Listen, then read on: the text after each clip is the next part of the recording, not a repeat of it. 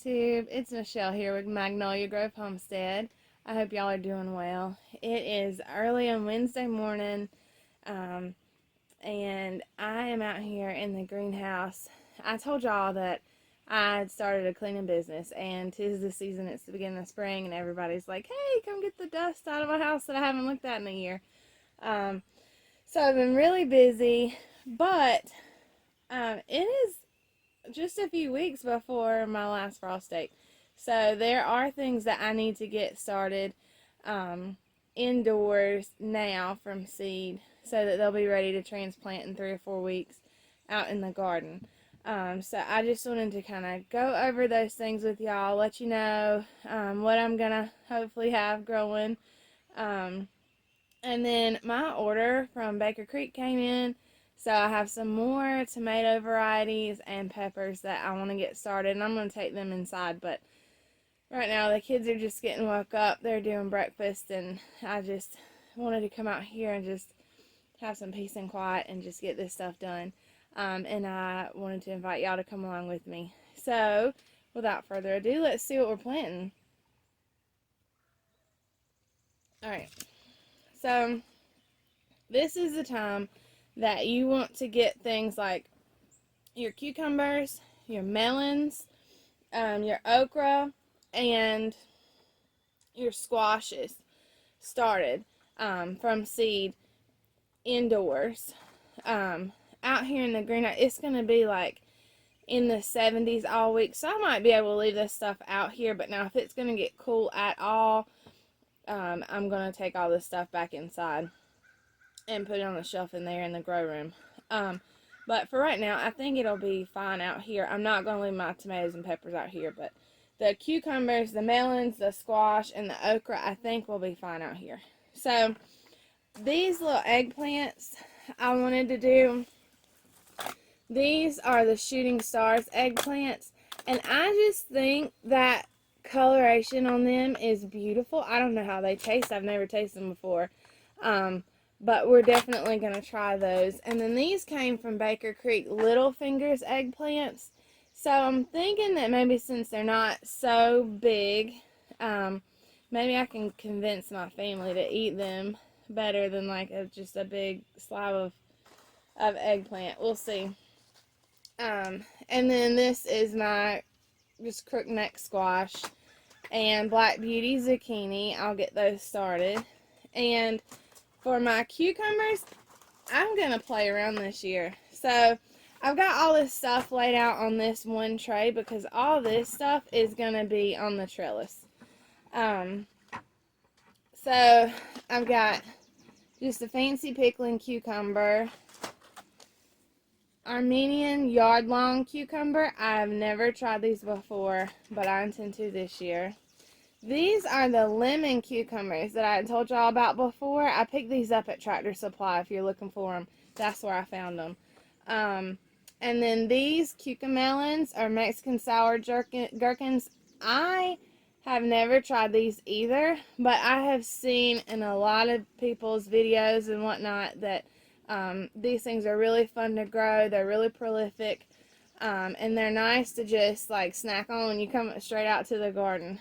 So we'll see how that goes. These are the Muncher cucumbers from Baker Creek and Early Fortune cucumbers. And then the last ones are the Russian pickling cucumbers from Seed Savers Exchange. And then for my okra, I always grow Clemson spineless okra, but this year I'm going to try this orange okra too. I think that's really just a fun little color. And for them, I have cantaloupe and just sugar baby watermelons. These shouldn't get too big, so I think I'll be fine growing them on the trellis as well. And whenever they start to get, you know, a decent size, I can always put them in like some netting or pantyhose or something to give them some support. And then the other tomato varieties that I'm going to start, now y'all, I'm going to be sharing tomato plants. I'm just, because I'm not going to have enough room for all of them. I have like 30 starts inside from the seedlings that y'all watched in the last video. And they're, for the most part, they're doing good. Some of the Mexico midgets, when I up-potted the seedlings, some of them didn't make it. And they just look kind of puny and not healthy. So I went through this morning and weeded out some of those that weren't doing too great. But that is okay with me because I need to make room for all of these tomatoes. So look how adorable. This is called Orange Hat Tomato by Baker Creek. That, I think, is as big as that plant is going to get. It's called an extra dwarf bush plant. It grows just 6 to 9 inches tall. But I'm willing to bet that since it's so small, it can put all its energy into making a really good fruit. And then here are these blue cream berry tomatoes. I mean, how could you not like that? That is the cutest thing ever. These are the large barred board tomatoes. I like a really meaty tomato when I eat sandwiches and things. And plus, meaty tomatoes to me are good for canning and whatnot. So I'm pretty excited about those. These are the Bosque Blue Bumblebee tomatoes. They're adorable. So I'm excited to try them. Here are the pineapple tomatoes. So if y'all remember the patio garden video, I told you, like, if you want to grow something but you don't have a lot of space, grow something fun that you're not going to buy in the store. And I'm willing to bet that when you go to Food Line or Walmart or wherever, you're not going to see pineapple tomatoes. So grow something fun. Now, you might see Cherokee purples, especially when you go to the farmer's market and whatnot, but I love these tomatoes. I just do. The flavor to me is just amazing. And Black Beauty tomatoes, I have never grown these before, but I am really excited about them. To me, like, the darker the tomato, the better. Except for my absolute favorite, which is my German Johnsons. I love my German Johnson tomatoes. That is a thing down here in North Carolina. There are like 2 types of tomatoes that people usually eat, and that are Cherokee purples and German Johnsons. All the other stuff, it's like, oh yeah, it's a homegrown tomato. We don't even worry about the variety. It's just homegrown. So, anyway, I'm excited about those. I'm going to get those started. Like I said, I'm going to take them back inside.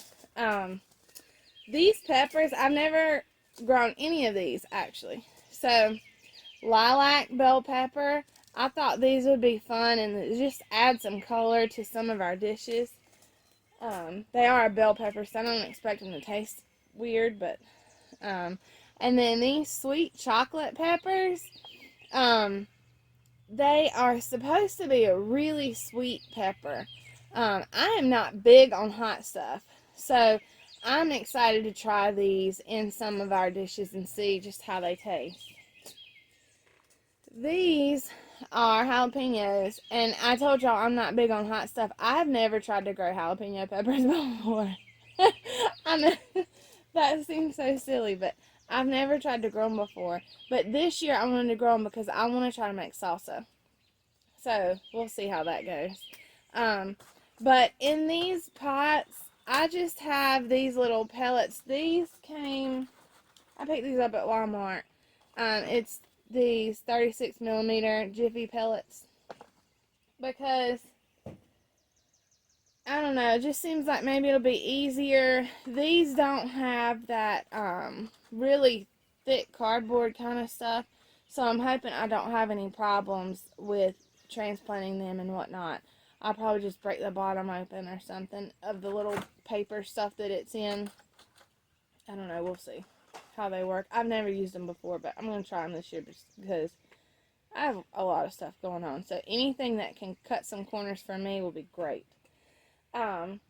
If y'all want to, I think we'll just walk around and look at all the things that are growing and how everything is doing outside.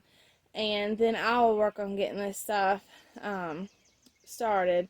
y'all know how to start seeds. We've already covered that before, so I don't think you have to watch for that. Also,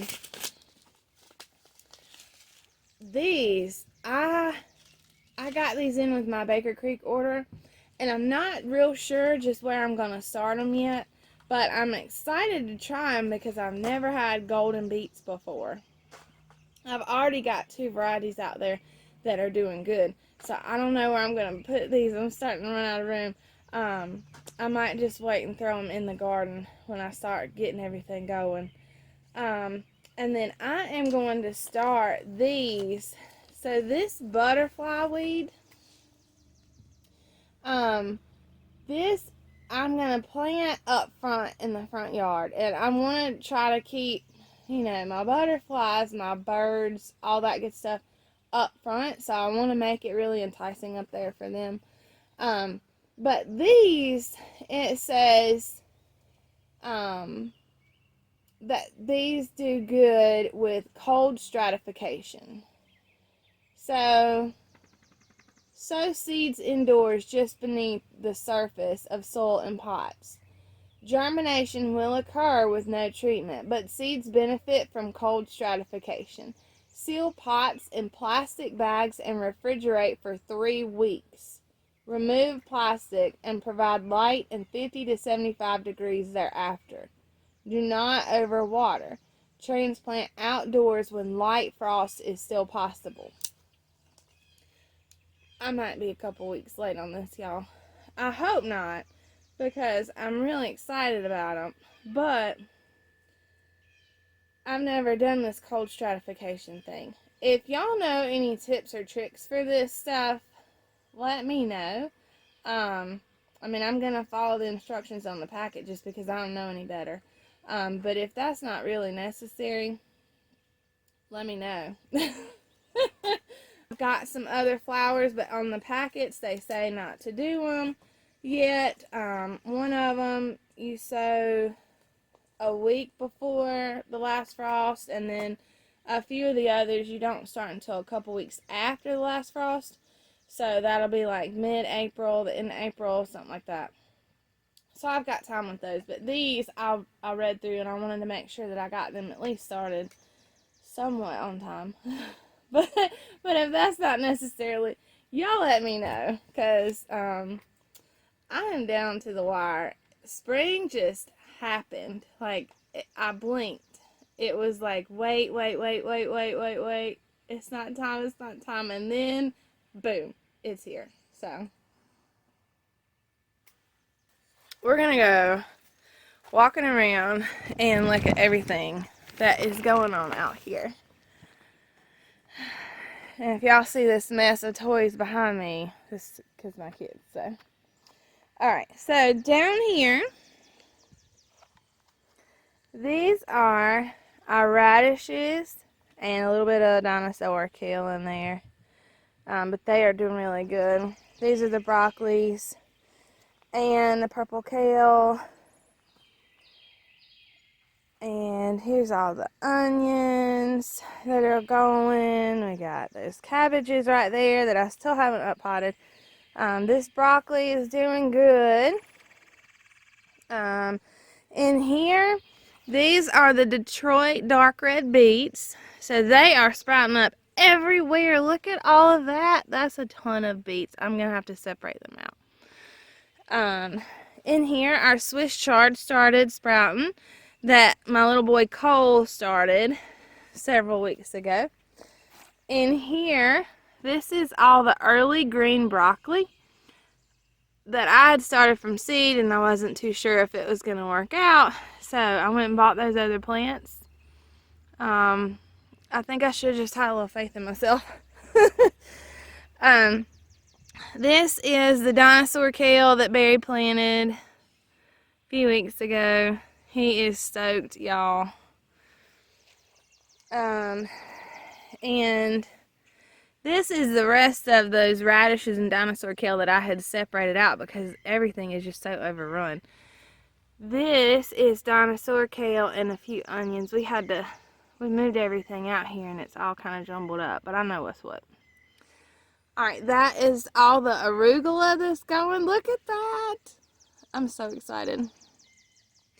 These are my Jupiter beets. They are doing really good.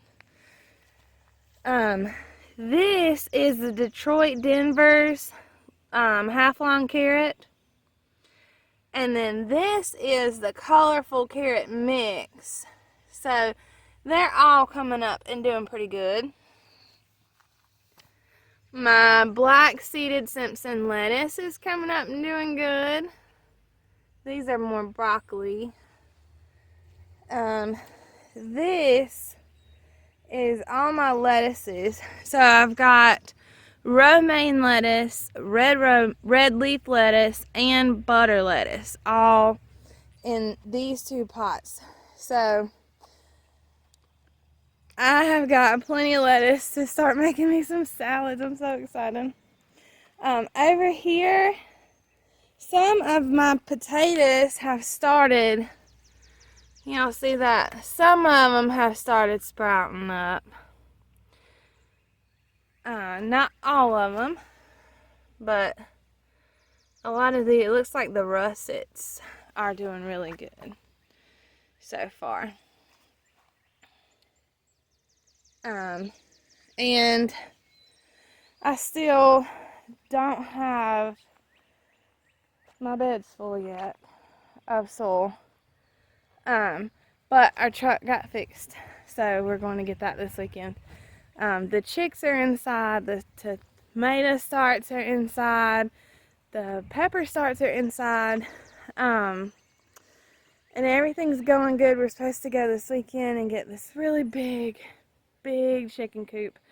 Now I'm gonna have to paint, and I'm excited about that. So there are just a ton of things that are going on around here. I almost forgot to show y'all my peas. So I had to move my pea thing just because I was going to put the chicken coop right here toward the back of the greenhouse. We shall see, because I wasn't aiming on getting a chicken coop as big as the one I'm getting. But, so I'm not just real sure where we're going to put it, but we will have it out here somewhere. These, if y'all remember, these are the sugar snap peas, and they're doing so good. Now, in these 3 buckets right here in the middle, I started the sugar magnolia peas from Baker Creek. And then in these 2 buckets, I can't remember what the variety is. Let me see if my little marker is still in here. Of course not, because those are the ones that the dog turned over. So, anyway, there's some kind of peas in there, hopefully, if they didn't all land in the ground. But that's how everything's going out here.